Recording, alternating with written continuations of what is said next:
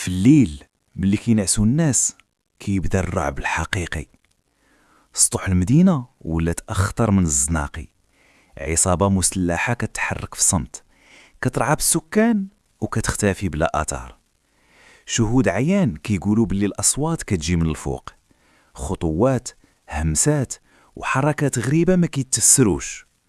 واللي كيزيد الرعب حتى واحد ما شافهم بوضوح، ولكن آثارهم كيبقاو في كل بلاصة. شكون هاد العصابة؟ وعلاش احتاروا السطوح بالضبط؟ وشكون هو العقل المدبر اللي محير حتى الشرطة؟